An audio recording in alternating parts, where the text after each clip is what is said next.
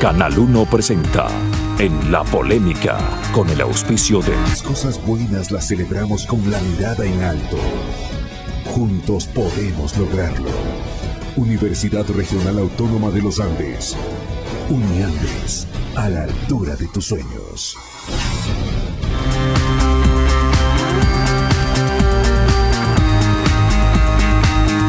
Saludos cordiales, gracias Ecuador por estar con nosotros, gracias por estar en el programa En la Polémica. El martes pasado ingresó a la legislatura el proyecto de ley orgánica para la optimización de la jornada laboral y el seguro de desempleo. Esta propuesta de norma ingresó con el carácter de urgente. Fue tal la celeridad, podríamos decir, que para efectos de calificación y tramitación en la Asamblea Nacional, el CAL se reunió extraordinariamente en las instalaciones de la sala VIP del aeropuerto de Tababela. Esto como consecuencia de la necesidad de provocar una aceptación inmediata del Parlamento. La presidenta de la Asamblea levantó incluso la vacancia legislativa justamente para atender este pedido del Ejecutivo. Las circunstancias del país son complejas, casi dramáticas. Todo ha cambiado. Casi podríamos decir, como dice un editorial de Diario El Comercio, que el paisaje económico y social de hoy no es el mismo de hace 10 meses. Podríamos preguntarnos si estamos viviendo una crisis, una recesión o una contracción. Las metas de desarrollo se han reducido casi al nivel de decrecimiento, podríamos decir. Es tan cierto esto que el gobierno anuncia un recorte del presupuesto de este año, del presupuesto del Estado, que está ahora mismo en 29.000 millones de dólares. Este escenario nacional hace que el rubro más sensible en el ámbito social sea el empleo, con repercusiones en la economía. La nueva ley es para ciertos sectores un regreso a la precarización de las condiciones de los trabajadores. Se propone una nueva legislación para las pasantías, el trabajo juvenil y especialmente la disminución de la jornada laboral hasta 30 horas semanales, con la aceptación siempre de una autoridad. Hay un tema muy sensible y es esta especie de mutación, de cambio de los fondos de cesantía para ser incorporados al seguro de empleo. Para muchos abogados hay algunos planteamientos en esta ley que podrían ser considerados inconstitucionales, especialmente frente a la proclama que tiene la Constitución de los derechos adquiridos, aquellos que son irrenunciables, aquellos que son intangibles, que proclama justamente la Carta Magna. Esto es lo que vamos a hablar en el transcurso de este programa y para ello quiero dar la más cordial bienvenida a los siguientes invitados. Está con nosotros el doctor Raúl Izurieta Mora Boven. Él fue ministro del Trabajo. También nos acompaña Fernando Ibarra. Fernando Ibarra es el presidente de la CEDOC-CLAT, una de las organizaciones sindicales que opera en el país. Agradezco la presencia de Miguel García. Él es el presidente de los trabajadores del sector público del Ecuador. Gracias, Miguel, por estar con nosotros. Y agradezco la presencia de Jaime Arciniega. Él es el presidente del Parlamento Laboral. Gracias a los televidentes y dejo expresa constancia que lo que se diga, que lo que se mencione durante este programa es de exclusiva responsabilidad de nuestros invitados. Voy a empezar, Miguel, quisiera pedirle una apreciación de orden general. ¿Cómo ve usted, cómo reflexiona usted esta propuesta, este proyecto, atendiendo el afán que es el que ha formulado el régimen, que es mantener el empleo y evitar los despidos? Adelante, le escuchamos. Muchas gracias. Gracias también. Gracias, Andrés, saludos a los compañeros del panel. Nosotros, como empleados públicos, tenemos ya una experiencia un poco triste cuando salen proyectos de ley con estos títulos ampulosos. Le recuerdo a la ciudadanía que cuando salió la ley de justicia laboral, en la de justicia laboral les rebajaron las utilidades a los trabajadores del sector privado. El presidente de la República al inicio de este año, en una sabatina, aseguró de que no se va a despedir absolutamente a nadie porque el despido de un trabajador es una tragedia y nosotros le tomamos la palabra. Al inicio de este año se han despedido a miles de trabajadores del sector público.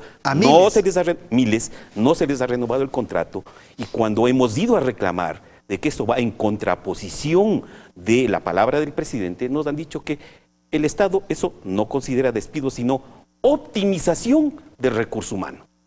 Ahora resulta que esto que plantea el gobierno de rebajar los sueldos de los trabajadores, rebajándoles la jornada laboral, no es precarización.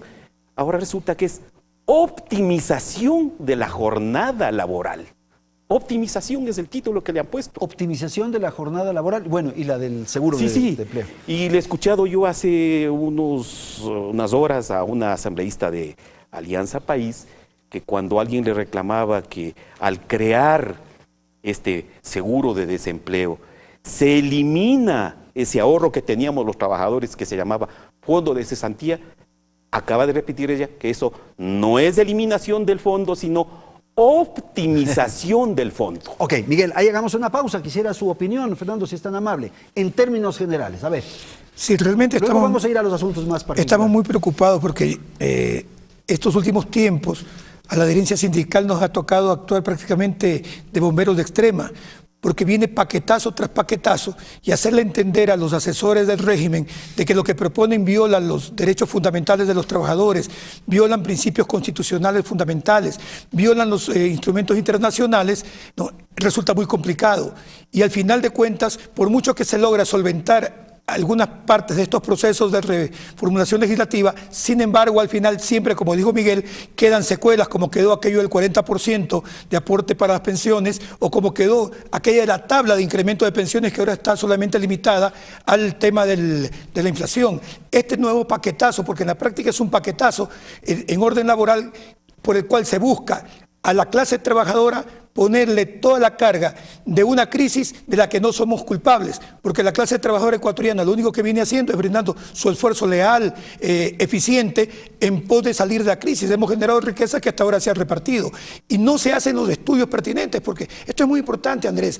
Hasta ahora el Ministerio no ha mostrado cuáles son los estudios que para los distintos temas de la reforma que se está proponiendo ha hecho, para de acuerdo a eso mirar los impactos, porque de las cifras que nosotros tenemos con respecto a lo que ha acumulado el sector privado en este tiempo, esta crisis a la que se nos hace alusión para justificar este paquetazo de medidas laborales no tiene ningún soporte. Ok, doctor, uno podría pensar que es preciso provocar algún tipo de sacrificios, pongámoslo así, para efectos de mantener las fuentes de trabajo, para evitar que sigan habiendo despidos, de modo que sí, nos apretamos un poco, pero el beneficio es colectivo, es más social. A ver. Yo comenzaría diciendo que no hay el beneficio colectivo, sino el perjuicio generalizado, que la falta de política laboral, porque en la política laboral también ha fallado el gobierno, lo está demostrando. Es decir, hemos tenido 9 años, creo yo, de falta de esa política laboral, leyes dictadas, reformas sin estudios, sin fundamento, para tapar huecos, y uno tras otro, la ley de la justicia laboral, famosa ley dictada por el ex recaudador de impuestos, sin ningún criterio. Es decir, eso ha ido acumulando hasta que lleguemos al extremo de hoy no tener respaldo a la empresa privada, que ha sido violentamente atacada, que ha sido disminuida, sin entender que la garantía para los trabajadores son las empresas fuertes, no las empresas débiles. No es el Estado el llamado a dar trabajo a los ciudadanos, es la empresa privada, pero que ha sido tan atacada durante estos 9 años que estamos viviendo las consecuencias. Hoy día tenemos que usar estos sistemas para precisamente evitar la gran hecatombe social. Y como si se plantea, por la coyuntura, por los errores cometidos, estas parecería que empiezan a ser un poco de salvación. ¿Pero usted cree que puede ser entonces una tabla de salvación? Es decir, está planteada como tal. La idea es esa. Digamos. Claro, no nos olvidemos que qué triste debe ser, siempre me he puesto yo a pensar, para un padre de familia, llegar a su casa, reunirse con sus 2, 3, 4 hijos y su señora, y decirles: hijos, me sacaron del puesto. ¿Y ahora qué? Esta es una forma que después de 4 meses de quedarse sin trabajo, por lo menos le da una expectativa. Si se logra financiar, a pesar de los perjuicios que Miguel ha dicho, que los comparto, es un perjuicio porque le están disminuyendo los seguros de vida futura del trabajador. Por lo menos le va a salvarle, ¿no? Hasta me parece que es, además, por un periodo corto, no es que toda la vida le va a salvar. Okay. No, por 6 Jaime, meses. con usted terminamos esta primera ronda de apreciación general y luego vamos a los aspectos puntuales que tiene esta propuesta de ley. Por favor. Cómo no, mire, nosotros habíamos escuchado al presidente de la República que este bache, como decía, le va a generar al gobierno, o mejor dicho, el gobierno va a generar iniciativas creativas, innovadoras. Pero cuando vemos el resultado, ¿cuáles son esas iniciativas? Precarización en el empleo, porque sin lugar a dudas... ¿Usted cree que es precarización? Por supuesto, porque si un trabajador que labora 8 horas en el día, lo van a bajar a 6, va a ganar menos inclusive. Pues evidentemente el impacto que va a tener no solamente es del trabajador, sino la familia. Entonces, cuando uno suponía que la creatividad que debería implementar el gobierno es más bien fortalecer el aparato productivo a falta de ingresos de los recursos a través de la venta del petróleo, ahora resulta que vamos a trabajar menos, vamos a producir menos. Entonces, si este se llama bache, yo diría que es mucho más allá del bache. El bache va a ser bastante largo, bastante pronunciado. Ajá. Y claro, los impactos que tiene este tipo de medidas genera también que en el país, no habiendo poder adquisitivo de esos trabajadores que se reducen sus salarios, no va a dinamizar la economía y menos van entonces a poder los trabajadores adquirir los productos que las empresas generan. Entonces, ¿dónde está la creatividad? Decimos nosotros, porque la más fácil es mirar a la parte donde afecta más, en este caso a los trabajadores, o mirarlo por la parte más débil y afectarlos a ellos. Si nosotros podemos mirar, por ejemplo, hace poco estuvimos hablando con gente de la OIT, con técnicos de la OIT. Hacía referencia el presidente que había un superávit, recuerde, en el fondo de pensiones. Pues es que no puede haber un superávit porque no se trata de una empresa que tiene un producto y que le genera una utilidad. Estos son fondos previsionales en perspectiva que tiene que cubrirse también para los trabajadores que en un momento determinado van a requerir de los servicios de la seguridad social y de las prestaciones. Entonces, evidentemente nosotros señalamos y estamos totalmente opuestos a estas iniciativas que para nada son innovadoras, sino más bien afectan los derechos de los trabajadores y afectan la producción del país. Vamos entonces a los temas puntuales. Doctor, quisiera pedirle su apreciación sobre la primera propuesta que un poco ya la consideró Miguel, de la optimización de la jornada laboral. Esa figura del paro empresarial, del paro patronal que se habló, de la posibilidad de que en circunstancias determinadas la empresa diga no, yo no puedo trabajar sino la mitad, el 50%, me parece que no se incluyó ahí o se incluyó de otro modo. ¿Cuál es la lectura de usted? El paro patronal que se llama, existe en la ley, claro, en el Código del Trabajo. Este momento lo que yo no entiendo, lo que se ha logrado es, se plantea disminuir la jornada laboral. Como ya se mencionó, pues en vez de 40 de las horas determinadas va a trabajarse menos horas, 30 horas. Y a pagar menos. ¿Eso se puede acordar con la autoridad, pedir autorización? Y tiene que haber previamente el acuerdo de trabajadores y empresarios. Señores trabajadores, vamos a trabajar menos y van a ganar menos, que es la parte... Van a ganar menos, los trabajadores, claro. Ignar, claro. Es muy difícil que el trabajador que vive con el sueldo exacto pueda decir, mire, señor empresario, disminuye nomás el sueldo.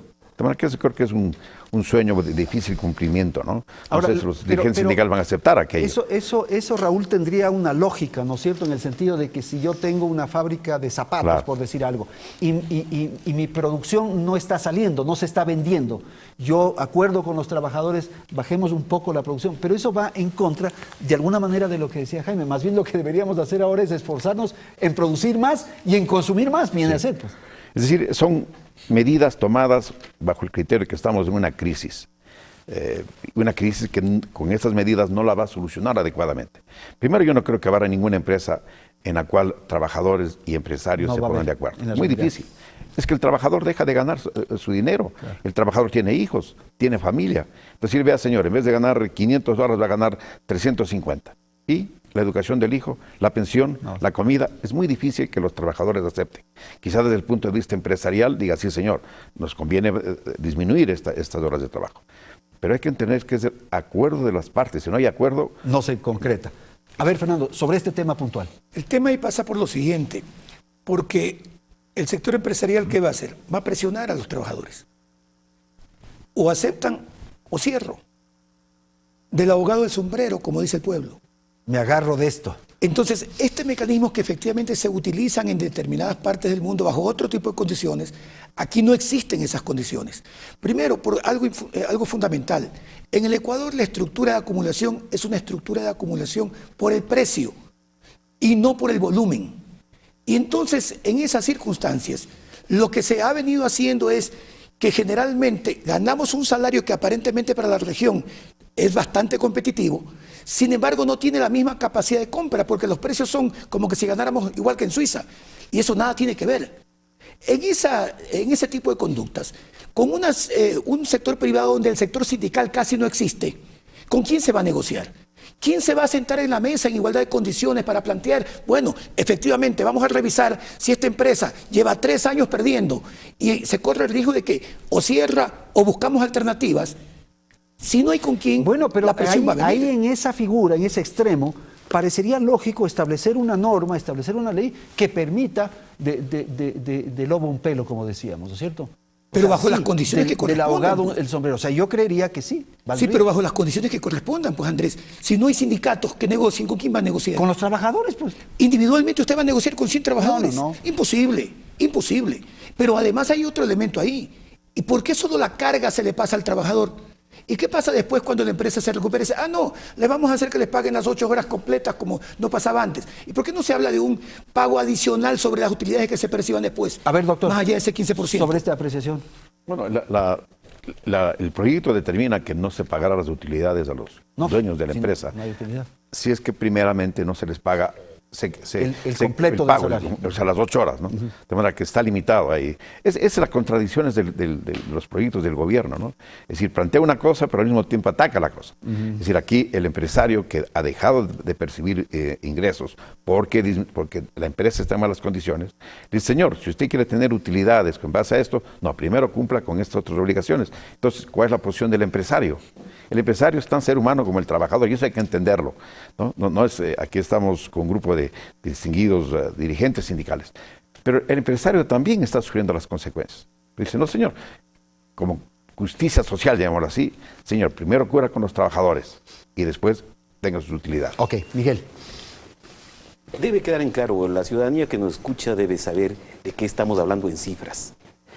El dato del Ministerio de Trabajo es que el 60% de los trabajadores del sector privado ganan el salario básico unificado, $366. El planteamiento de reducción del 25% implica que el compañero, en vez de $366, va a ganar $274.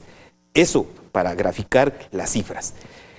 Se dice de lobo un pelo, que la reducción va en el sentido de precautelar la supervivencia de la empresa. Que alguien me explique, entonces, por qué este mismo proyecto de ley faculta una sobreexplotación de los trabajadores. ¿Por qué? En el artículo 47.2 dice, jornada prolongada de trabajo. Se podrá conservar las 40 horas, pero haciéndole trabajar 10 horas diarias. Pero 4 días.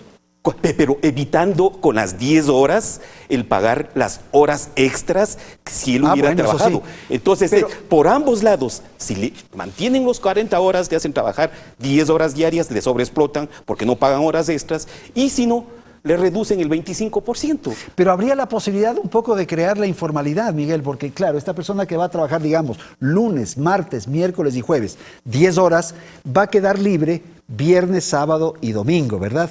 Y ahí se podría hacer unos cacholitos, como decimos habitualmente, y ahí podría generar una informalidad o no. Para redondear, para lograr tener su salario. A mí me parece más bien. En otras actividades en esta situación económica, por ejemplo, la empresa no es que con estos 2 días que le queda libre va a contratar a nuevo empresario. Simplemente le dan por ambos lados la posibilidad de que la empresa se ponga a cubierto. Si quieres mantener las 40 horas, ¿por qué no les hacemos trabajar 10 horas de una vez?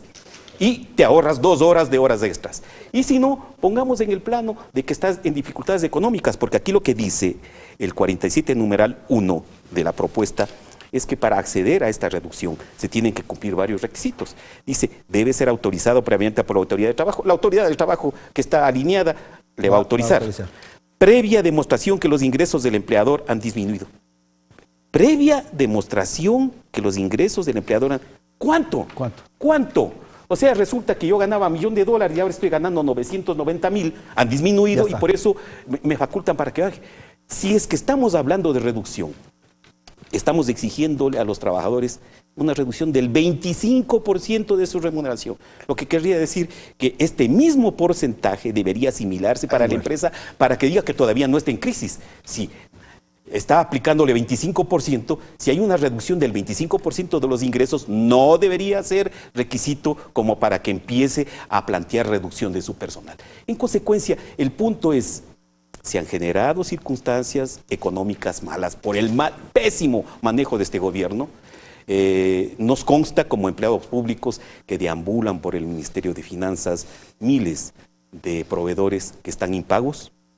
Y hemos conversado con gente que está impago en sumas considerables que nos han dicho, la mora del gobierno es la que ha originado que yo en mi empresa tenga que despedir trabajadores porque ya no puedo sostener. Bueno, Entonces, lo que yo digo es, hay responsables, gobierno por mora, empresarios por una apetencia voraz a veces de ganancias, y el que no tiene, vele en este entierro, que es del trabajador, es el que va a pagar las consecuencias.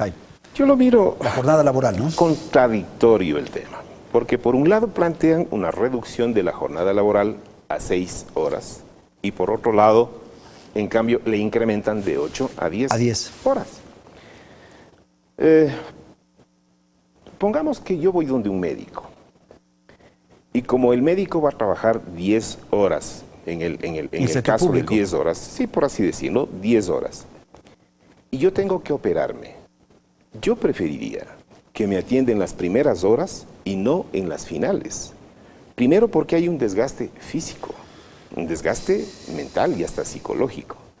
El riesgo que están exponiendo a esos trabajadores al laborar 10 horas, eso también demanda de una protección del Estado al trabajador como ser humano, porque el tema del trabajo se rige por el derecho social. Bueno, en el caso del médico está bien este ejemplo que usted pone, pero hay una serie de otras actividades que requieren un gran nivel de concentración, de cuidado. El tractorista que está 10 horas, imagínese cómo termina ese hombre por eso agotado. Claro, por eso es que digo, es totalmente contradictorio, no tiene un análisis mínimo de los impactos que puede acarrear estas decisiones que finalmente con la mayoría, pero por cierto nosotros saldremos a hacer acciones porque no estamos de acuerdo con esta propuesta que está planteando el presidente, pero hay que mirarlo también que el tema laboral tiene virtudes y una de ellas es la organización y la negociación colectiva.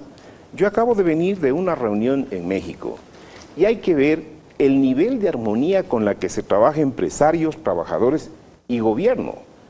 A la empresa le va bien, al trabajador le va bien, al Estado le va bien.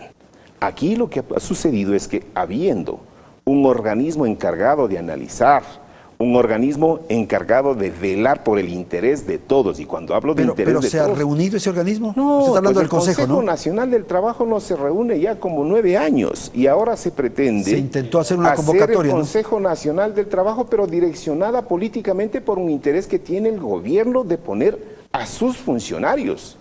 Entonces, no nos olvidemos también, el contrato colectivo tiene una virtud, que en épocas de crisis, a través de la organización sindical y teniendo contrato colectivo, y eso ya ha pasado aquí en el Ecuador, se puede llegar a acuerdos para hacer una valoración y en función del impacto que tiene la empresa, se toman decisiones. Yo voy a decir una, por ejemplo, en la industria automotriz, no lo diré la marca, por cierto. La empresa, cuando tuvo dificultades, les bajó efectivamente de 8 horas a 6 horas, pero no dejó de pagarles como 8 horas. Lo que hicieron es acumular esas 2 horas, en el momento que ya se supera este bache, como se dice, pues devuelven esas horas con jornadas adicionales, se recupera la empresa, se reposiciona y el camino todavía... O sea, y eso se acordó con el contrato. Sí, es que es en el contrato colectivo. Fernando decía algo muy correcto. Es que aquí la relación laboral hay una parte fuerte y una parte débil. ¿Cuándo es débil? Cuando no hay la organización y cuando no hay el sindicato. Cuando están equilibradas las fuerzas es cuando el empresario tiene una contraparte organizada y tiene el contrato colectivo. Pero es que además nos estamos olvidando. La norma constitucional establece la obligatoriedad del cumplimiento de las partes de elevar a consultas temas trascendentes como esto, y para eso está el convenio 144 de la OIT y la propia Constitución, que a los convenios le da supremacía inclusive sobre la ley nacional. Tengo que ir a un corte comercial, vamos a volver enseguida para tratar otros aspectos de lo que contiene este proyecto de ley que ha sido ya ingresado a la Asamblea Nacional. En un instante.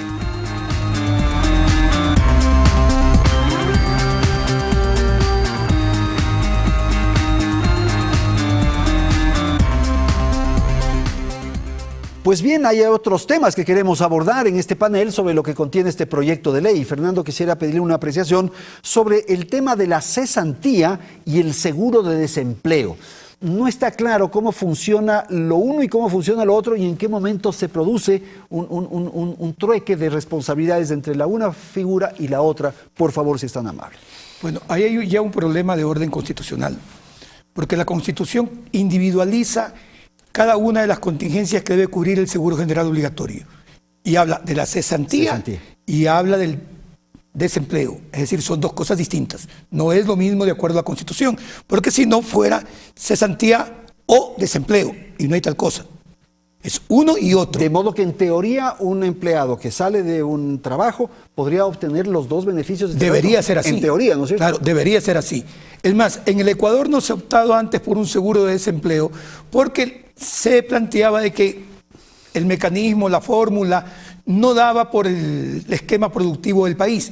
Siempre que hablamos con los empleadores privados sobre el tema de crear un seguro de desempleo, dijeron que era echarle una carga adicional. En otros países el seguro de desempleo lo pagan, el mayor aporte lo dan los empresarios privados. Si no, miren Chile, por ejemplo. Aquí lo que se busca es otra vez, con dinero ajeno, ser filántropo.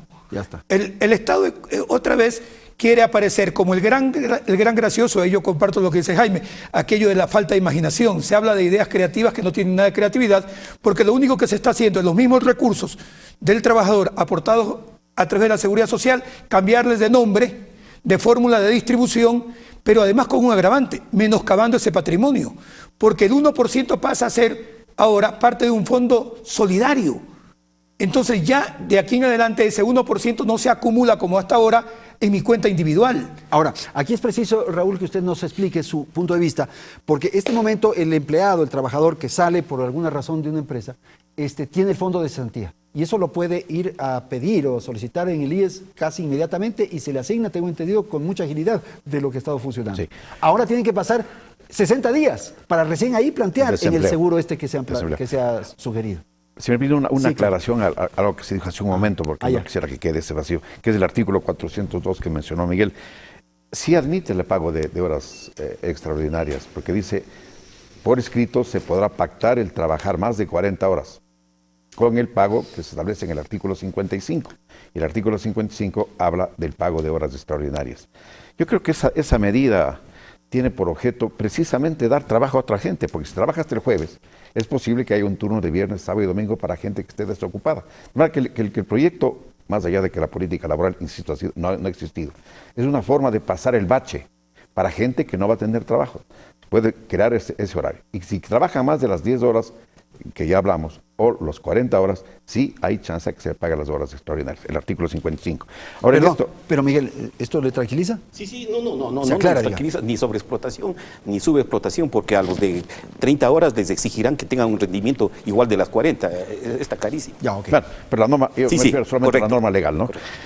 En cuanto, el seguro de empleo o cesantía. A ver, la cesantía era 3%, ahora se divide. El 1% que se crea un fondo de solidaridad para proteger a los desocupados.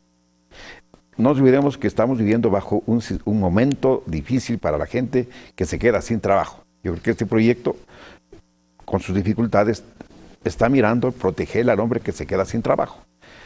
Esa persona tiene un 1% que le va a proteger a partir del 4º mes de estar desocupado. No es inmediatamente. Y puede hacerlo eso por los próximos 6 meses, bajando el 70% del salario del salario unificado, básico unificado, que ahora es $366. Va bajando 5% cada mes, hasta que complete los 6 meses. Ahí se acaba termina. Entonces él puede acudir a su cuenta particular de ese 2% que es de él y seguir recibiendo ese dinero. Pero usted señalaba hace un momento que el padre de familia que llega a la casa y les cuenta a sus hijos y a su esposa de que ha quedado sin trabajo, este señor no puede hacer nada hasta después de 2 meses. se entiende que puede vivir con la liquidación que a lo mejor va a recibir de la empresa, ¿no? Es un poco esa idea. Es la idea. Por la crisis que está viviendo el país, se puede entender este proyecto de ley. Si esto fuera lo rutinario, claro, que sería un abuso. Pero entendamos que el gobierno ha creado un momento de crisis. Crisis por mal manejo, que ya se ha analizado aquí, económico, laboral, etcétera. ¿Cómo salir de la crisis con la gente que se va quedando sin nada? Que es el padre de familia, el obrero, el más desposeído. Y el que se va quedando sin nada tampoco tiene capacidad de consumo. Por lo tanto, el que sí tiene trabajo tampoco es que puede vender los productos que se generan en su empresa, en su fábrica, en su negocio, porque no tiene consumidores, de modo que estamos en un círculo. Por favor, Jaime, el asunto cesantía y seguro de empleo. A ver, cuando hablamos sobre el tema del seguro de desempleo, suena como bonito, ¿verdad? Porque en realidad, si esto fuera efectivo, sería una forma de proteger a aquel que sufre ese siniestro de quedarse sin empleo. Y digo siniestro porque no solamente sufre el trabajador, sino la familia. El tema es que es fácil hacer filantropía con dinero ajeno, porque están cogiendo el dinero de los afiliados, dinero de los asegurados.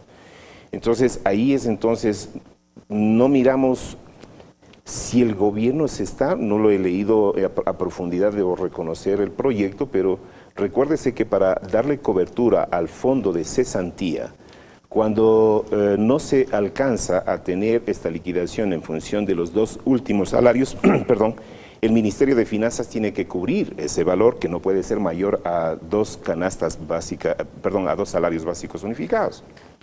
Entonces, realmente no sabemos a dónde quiere llegar el gobierno con eso, o desmontarse del aporte que tiene que hacer el Estado para el fondo de cesantía, porque ahora está claro, el 2% participa el trabajador, el 1% participa el empleador, pero es un fondo de acumulación, como los otros seguros que se tiene. Pero entonces ahora si se va a asignar el 1% para este fondo solidario, lo que le están haciendo es quitar al trabajador. Perdón, la pregunta, ¿se elimina, Raúl, la cesantía? A ver, la cesantía, como está concebida, le divide, pongámoslo así más para entenderlo mejor. Hay una división. El 2% se mantiene el concepto de cesantía para cuando el trabajador termine su vida laboral. Y el 1% se crea un fondo de solidaridad. Seguro que se le quita de la gran canasta que tiene el trabajador, o la pequeña canasta, que se alimenta 3%, 1% que sale de lo que paga el empleador, más 2% que va, y los 3 iban a la canasta o al fondo. Hoy día, ese 1% pasa a crearse un fondo nuevo, que se llama el Fondo de Solidaridad, para pagar a aquellos que quedan desocupados, que el gobierno calcula es más o menos 750 millones. Pero tampoco es que yo podría cobrar esos 2 seguros, la cesantía y el desempleo. ¿Tampoco? Primero tiene que estar desocupado. Claro, Segundo, tiene que haber estado afiliado al Seguro Social. Tercero, y después son 24 meses, 2 años, de 6 consecutivos, no sé cómo es. 2 años y dentro de ellos 6 meses consecutivos de haber estado aportando al seguro. O sea, esta remuneración o esta entrega de dinero no es sino para los afiliados, número 1. Número 2, que haya estado aportando por lo menos 2 años, que de aquellos 6 meses han sido consecutivos, y tercero, que se haya quedado desocupado por 60 días. Claro, a ver, Miguel. Ahora, lo que ocurre es que todo esto que estamos hablando está dirigido a aquellos trabajadores que están en el sistema general, formal, pero el empleado que trabaja, Miguel, en la vulcanizadora, el oficial que decimos habitualmente, que trabaja en la vulcanizadora, él saldrá, el señor dueño de la vulcanizadora dirá tienes que irte y no tendrá ninguno de estos beneficios, no va a ser posible que tenga estos beneficios. Y esos son la mayoría, ¿verdad? Sí, Andrés, pero lo que tiene que quedar bien claro es así, con todas las palabras. Nosotros, junto con el patrono, aportamos al IES el 20.6%. De este aporte general, solo hay 2 cuentas individuales. En mi caso, solo yo tengo 2 cuentas individuales a mi nombre, Miguel García. La del fondo de reserva y la de cesantía. Se acaban, si aprueban esto, me eliminan una de las cuentas personales que tenía para mi beneficio propio, individual, el de cesantía. Esto queda absolutamente claro. En consecuencia, se elimina ese concepto de ahorro forzoso que era y que me servía para la eventualidad de al salir yo de la relación de dependencia. Eso desaparece. Es un perjuicio, punto. Si a partir de esta fecha, del próximo mes que ya se apruebe, yo paso 10 años más aportando ese 2%, en el momento que me retire no recibo absolutamente nada porque ya me he jubilado y no es que me están despidiendo. O sea, todo ese acervo de ahorro se ha dilatado, se ha perdido. Eso en cualquier parte del mundo es un perjuicio. Y parece ser que el gobierno tiene alguna cosa en contra de la cesantía, porque no hay que olvidarse que ahora está eliminando la cesantía del IES, pero ya se llevó nuestros fondos de cesantía de los servidores públicos, del magisterio, del Ministerio de Finanzas, de todos los que previendo esta circunstancia de una salida habíamos ahorrado, y ahora está manejando el BIES. El BIES está manejando nuestros fondos de cesantía. O sea, por todo lado es un ataque, pero a lo que vamos es que se analice el literal B del artículo en donde se habla del pago, porque aquí lo que está diciendo que el pago también se hará imputable al 2% que nosotros seguimos aportando, pero que dice, los pagos mensuales establecidos en la tabla se realizarán en base al saldo disponible por el aporte personal, hasta que el fondo se agote. Hasta que el fondo se agote. O sea, ni aún en la eventualidad de que ya me falta un poquito para que me paguen el último mes, no pone ni un solo centavo el Estado. A ver, Fernando. Y ahí está claro. Sigue siendo filantropía con dinero ajeno. Porque en definitiva, primero se agota mi 2%, luego, si me hace falta del 1%, que es mío mismo, es que ahora tengo un fondo solidario, el Estado ya no cubre como en el modelo actual, en el tema de la cesantía, tiene que cubrir la diferencia, se libra de eso, y simple y llanamente la solidaridad solo entre la clase trabajadora. Ustedes que tienen que cargar con la crisis, ustedes para los cuales hemos decretado con esta ley que el Viernes Santo son los 365 días del año, a cargar la cruz de la crisis. Eso, presidente de la República, no puede seguir pasando. El término revolucionario se le está agotando cada día de manera acelerada con este tipo de medidas. No sé si quiere agregar algo, Jaime, sobre el tema para ir al asunto de la pasantía y el trabajo juvenil. No, decir que nosotros no estamos de acuerdo con este tema, porque cuando yo me quedo sin empleo, yo tengo un fondo acumulado y retiro mi fondo acumulado porque es mi ahorro. Miguel, que uno va acumulando en el transcurso del tiempo. Porque es mi ahorro. Ya, ahora desaparece eso. Ahora resulta que el gobierno entonces quiere utilizar este 1% como fondo solidario. Yo no sé para qué, o sea, con qué fin, a lo mejor con fin político, para captar de repente votos a estas alturas.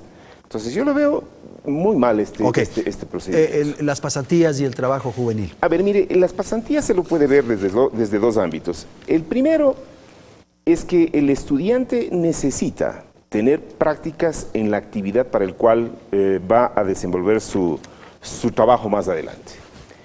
Y eso implica también que debe tener una motivación, y los estudiantes se sienten motivados porque recibían, aunque sea un valor mínimo, creo que era el salario básico mínimo, ¿no es cierto?, que antes no había, que lo recibían. Es que ese estudiante también va a hacer un aporte a la empresa, claro. También labora, también trabaja, también asume riesgos, y por tanto entonces ese fondo, a la par que tiene que estar este pasante también afiliado a la Seguridad Social, porque uno nunca sabe lo que pueda suceder. Entonces, si le vemos desde el ámbito de las bondades que tiene esto, debería continuar. Claro que ciertamente en épocas de crisis como la que estamos pasando debería reconsiderarse, pero tampoco dejar eliminando en su totalidad a lo que venían percibiendo los estudiantes. Entonces, a nosotros nos parece que son temas que deberían discutirse, no imponerse. Para eso se creó, o por lo menos en la instancia legal está establecido el Consejo Nacional del Trabajo. Permita que los actores, quienes estamos en las actividades permanentes, empleadores y trabajadores, hagamos también nuestra opinión. Nosotros no somos diferentes a ellos y por lo menos tenemos algo de experiencia antes que nos terminen imponiendo desde los escritorios o desde la visión eminentemente de interés político. El tema del trabajo se rige por el derecho social. Permítanos entonces a nosotros discutir temas de trascendencia. Eso se debió haber hecho, claro. Ahora, Raúl, esto de las pasantías parecería que puede contribuir a que un gran número de chicos, de jóvenes que quieren empezar su primer trabajo, en fin, puedan ir a las empresas, pueden ir a los negocios, a las fábricas, donde sea, y les van a dar un incentivo, dicen ahora, ¿no es cierto? Un sándwich. Y lo que les obliga es a pagar, sí, el seguro social. Lo cual hace pensar que lo que sí se quiere es tener al Seguro Social con dinero para utilizarlo probablemente en algo que no sabemos. Que sea mejor. Pero no nos olvidemos en este análisis que la mayor parte de la mitad de la población ecuatoriana no tiene un trabajo regular, un trabajo formal. Entonces, estas regulaciones efectivamente son para trabajadores formales. Cuando vino esa reforma de la justicia laboral que hemos analizado, dictada por el señor Carlos Marx, el recaudador de impuestos, él creó este sistema, señores, si el trabajador va a salir, hay que darle una bonificación, así renuncie. O sea, permanecer a quienes tienen trabajo. Pero no se crean incentivos para aquellos que no tienen trabajo. Y la gran desocupación en el Ecuador está en esos jóvenes que salen del colegio, salen de la universidad, 18, 20, 25 años, y no tienen nada que hacer. Y muchos de ellos se van fuera del país. Si les hemos formado para que otras sociedades se beneficien de esos jóvenes. Claro, y las empresas tienen pavor de contratarlos, porque se generan obligaciones. Por las regulaciones fuertes que para un joven. Entonces, esto es lo que el artículo 34 habla del trabajo juvenil, que son para jóvenes entre 18 y 24 años de edad. Señores, vengan, trabajen aquí, siempre y cuando sea su primer trabajo además. O sea, es para estimular. La empresa obviamente no tiene obligaciones, van a darle un estímulo, un sándwich, dice Miguel, pero bueno, es una forma de darles la oportunidad a que inclusive adquieran experiencia. Van a pagarles algo. Lo que sí tienen la obligación es de estar afiliados al Seguro Social. Hay que es una forma, bueno, según las opiniones, es para fortalecer al Seguro Social, pero es una forma también de proteger al joven. Eso sí está bien. ¿No? Claro. Entonces es mutuo. No nos olvidemos que todo estamos analizando dentro de una crisis. Esto no puede ser permanente, no podría ser permanente. Crisis que se ha creado por la serie de experiencias, de experimentos que se hizo con la sociedad ecuatoriana por parte de este grupo revolucionario que realmente no entendió pues que hay una idiosincrasia que hay que respetarla, sino que vinieron a experimentar cosas traídas del exterior la mayor parte y venir a experimentar peleándose con todos los grupos sociales. Ok, Fernando. A ver, perdón, Miguel, usted quiere decir, ya le doy la palabra. Yo quiero hacer una aportación sobre esto de la trabajo juvenil. Sobre el proyecto de ley. Está por descontado que lo van a aprobar, claro. Eso está por descontado. En consecuencia, a partir del próximo mes, los primeros desocupados tendrán acceso dizque, a este seguro que se ha creado mediante ley. Pero para que eso funcione, tiene que haber un fondeo para que sea efectivo este seguro. Nosotros planteamos que se fondee con alrededor de 250 millones de dólares. ¿Para empezar? Para empezar. ¿Tan alto? Sí, pero y tenemos la alternativa. Planteamos que se derogue el artículo 112 y 124 de la Ley Orgánica de Servicio Público. El 112 que permite que reciban los de la jerárquica superior, los directivos hasta ministros, $1,000 y un poco más de bono mensual para ayuda de vivienda. Eso está reconocido ahora. Sí, está en la ley y se les paga a los que dicen que no son de Quito. Y además el 124 establece que se pague un bono, nosotros llamamos bono de eficiencia, pero es un salario diferenciado por eficiencia, que solo ganan los jefes, los que se humillan, la jerárquica superior, y que el año 2014 recibieron un promedio semestral de $7,000. ¿Recuerda usted que el presidente dijo, no me he dado cuenta, me han pagado 8,000 y yo como no veo el cheque, no me he dado cuenta que me han pagado, suspendió? Nosotros pedimos que se derogue ahora que hay un... ¿Y con eso se obtiene estos 250? No.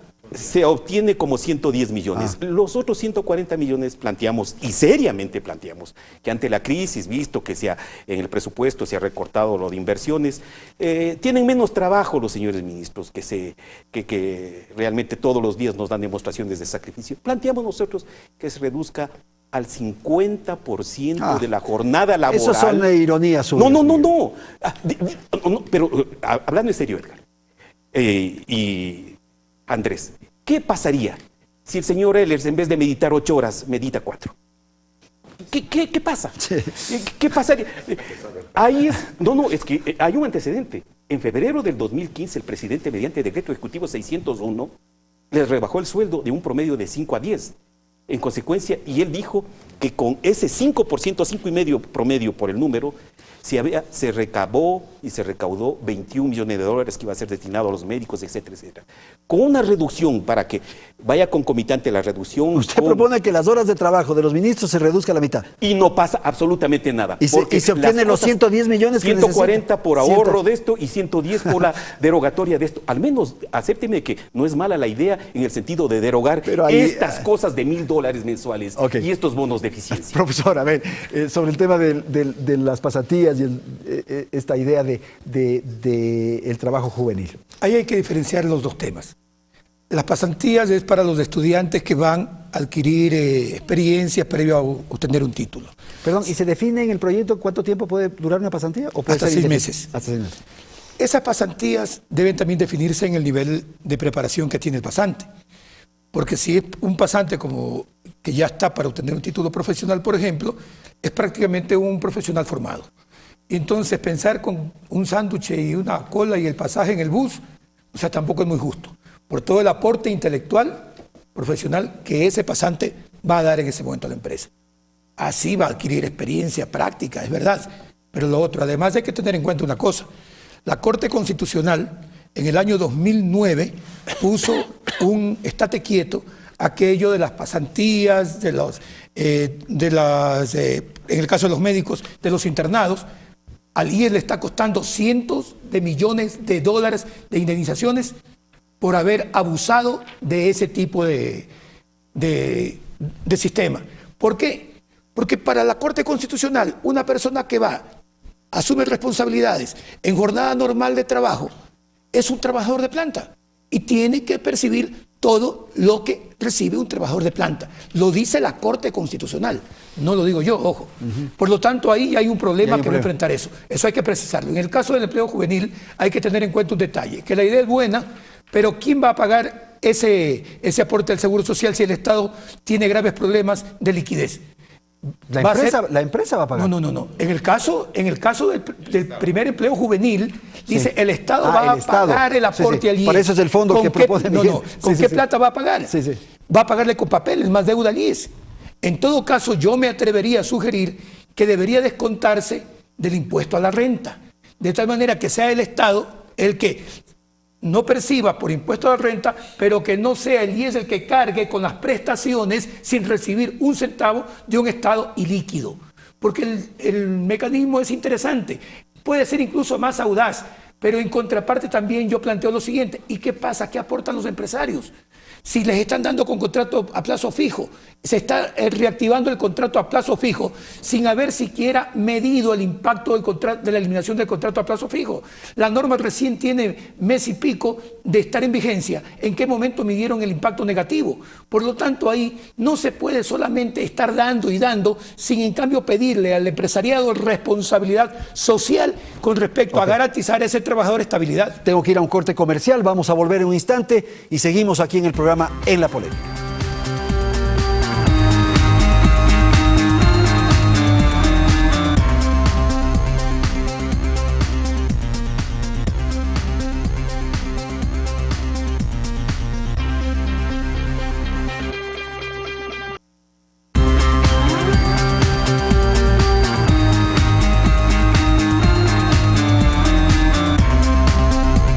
Bien, vamos al segmento final del programa. Quiero pedir a nuestros panelistas una apreciación final, una proclama si cabe, una vez que estamos ya en el segmento último. Por favor, Jaime, con usted terminamos. ¿Esta ley es buena o mala? ¿Qué? Un poco así, tal vez terminemos. A ver. Mire, a tal magnitud hemos llegado de observar todos a este proyecto, esta propuesta de ley, y decirle al gobierno que ellos no son infalibles. Y por lo menos nosotros, basados en las experiencias, creemos que hay un retroceso muy importante que termina lesionando los derechos de los trabajadores. Yo creo que hay necesidad que en el ámbito de la democracia se establezca un diálogo en las instancias a que corresponda. Tienen derecho los empresarios a expresarse, pero también tenemos derecho los trabajadores a expresarnos. Nosotros de alguna manera tenemos un largo recorrido en las dos instancias. El gobierno es transitorio. La Asamblea Nacional no puede cerrar los ojos a las realidades que se tiene. La preocupación que tenemos respecto de la restricción, en este caso, de derechos por uno, y por otro lado también, el tema del desempleo nos preocupa a todos, y por lo menos deberían ser algo tolerantes con aquellos que de alguna manera podemos aportarle al país. Muy bien. Miguel, por favor. Andrés, para terminar, está claro para nosotros, al menos del gremio, los servidores públicos, de que esto es un nuevo golpe para la clase trabajadora. Este es una norma inconstitucional que atenta directamente al 327 de la Constitución, que prohíbe la precarización del trabajo.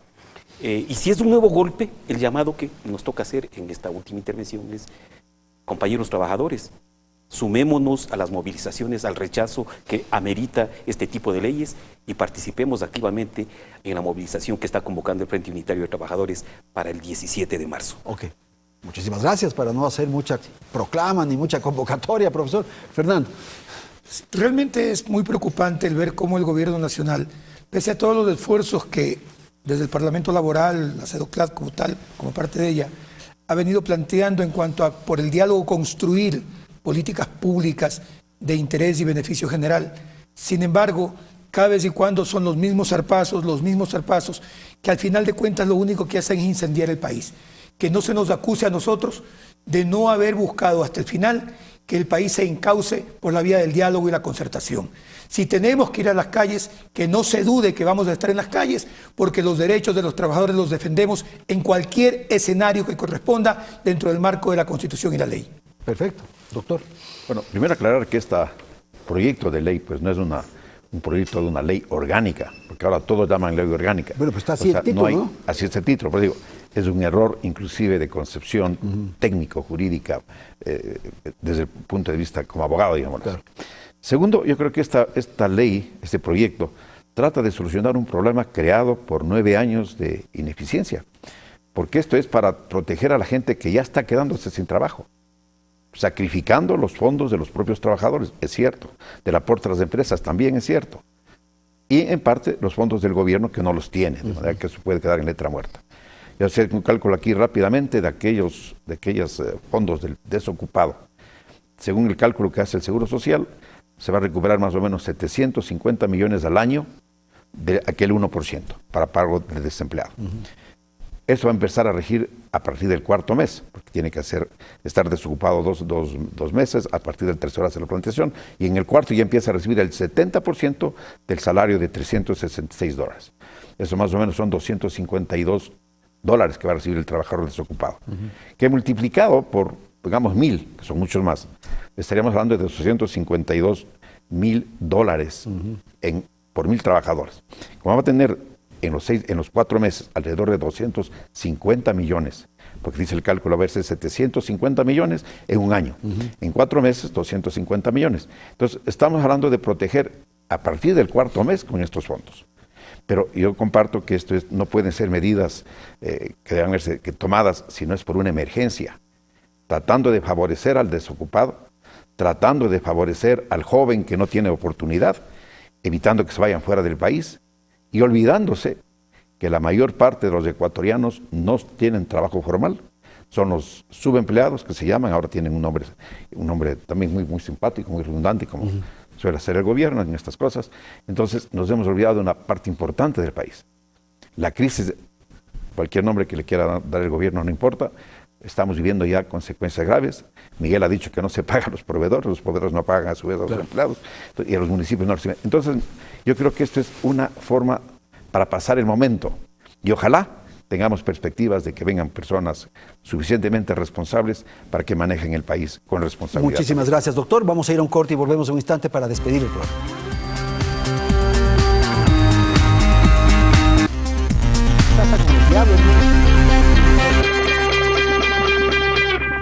Bien, aquí nos despedimos. Quiero agradecer a Miguel García, Fernando Ibarra, Raúl Isurieta Moraboven y Jaime Arciniega. Gracias a ustedes que nos han seguido a través de la televisión. Felicidades. Hasta la próxima semana.